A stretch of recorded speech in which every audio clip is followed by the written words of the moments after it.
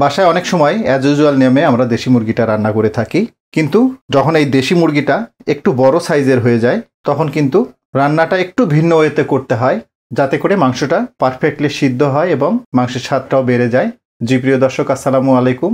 আজকে সেরকমই একটা রেসিপি করে দেখাবো, যেটাতে দেখাবো কিভাবে দেশি বড় মুরগির মাংস রান্না করলে মাংসটা পারফেক্টলি সিদ্ধ হবে এবং স্বাদটা অনেকটাই বেড়ে যাবে। শুরুতেই মুরগিটাকে ম্যারিনেট করে নিতে হবে। আমি এর স্কিনটাও নিয়েছি, আর স্কিনটাকে হালকা করে আগুনে ঝলসিয়ে নিয়েছি, যাতে করে এক্সট্রা লোমগুলো পুড়ে যায়। এটা পাহাড়ি দেশি চিকেন, এটা 2 কেজি ওজনের মোরগ ছিল। আফটার প্রসেস এটা হয়তো 1 কেজি 600 গ্রামের মতো হবে। শুরুতে দিচ্ছে আদা বাটা, 1.5 টেবিল চামচ মতো আদা বাটা দিলাম। দিচ্ছি রসুন বাটা, রসুন বাটাটা অলমোস্ট 1.5 টেবিল চামচ মতো দিলাম। 1.5 চা চামচ ধনিয়া গুঁড়া, 1.5 চা চামচ জিরার গুঁড়া দিব। দিচ্ছি লবণ, লবণটা 1.5 টেবিল চামচ মতো দিলাম, তবে এটা অবশ্যই আপনাদের স্বাদ মতো কমিয়ে বাড়িয়ে নেবেন। শুকনো মরিচের গুঁড়া দিচ্ছি, প্রায় 2 টেবিল চামচ মতো দিলাম। হলুদের গুঁড়া দিচ্ছি প্রায় 1.25 টেবিল চামচ মতো, যেটা 2 চা চামচের মতো প্রায়। টক দই দিচ্ছি 1/2 কাপ মতো। সবগুলো উপাদান খুব ভালোভাবে মাখিয়ে নিব। সবগুলো উপাদান মুরগিটার সাথে খুব ভালোভাবে মাখিয়ে নিলাম। এখন চিকেনটাকে 25 থেকে 30 মিনিট রেস্টে রেখে দিব।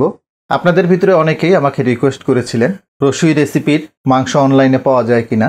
তো তাদের জন্য একটা সুখবর, রসুই রেসিপির ভুনা মাংস এবং গরুর মাংসের জোড়া মাংস ঝাল হাউস ফেসবুক পেজ থেকে কিংবা স্ক্রিনে দেখানো হোয়াটসঅ্যাপ নাম্বারে আপনারা বুকিং দিতে পারবেন। প্রাথমিক অবস্থায় ভুনা মাংসটা 1 কেজির বক্সে, আর ঝুরা মাংসটা 1/2 কেজির বক্সে। আর ঝুরা মাংসটা কিন্তু একদম বোনলেস। চুলায় একটা মাটির পাতিল নিয়েছি, ম্যারিনেট করা মাংসগুলো দিয়ে দিব। বাটিটা ধুয়ে অল্প একটু পানি দিয়ে দিব।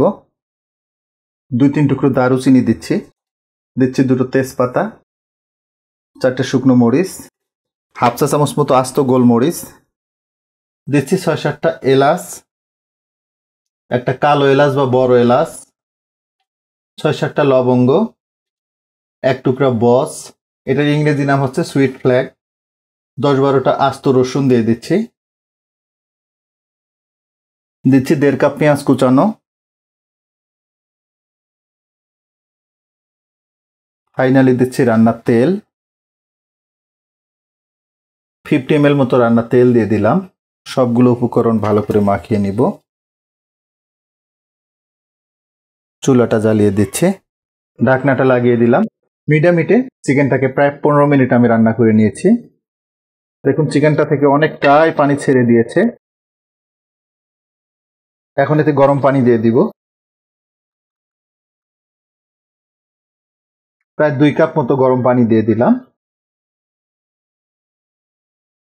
ফ্লেভারের জন্য 2টো কাঁচা মরিচ দিচ্ছে। পাতিলের ঢাকনাটা সিল্ড করে দিব।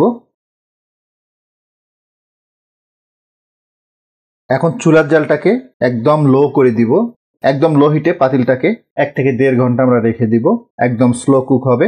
একদম লো হিটে চিকেনটাকে প্রায় 1 ঘন্টা চুলার উপর রেখেছিলাম। এখন দেখি কেমন অবস্থা হলো।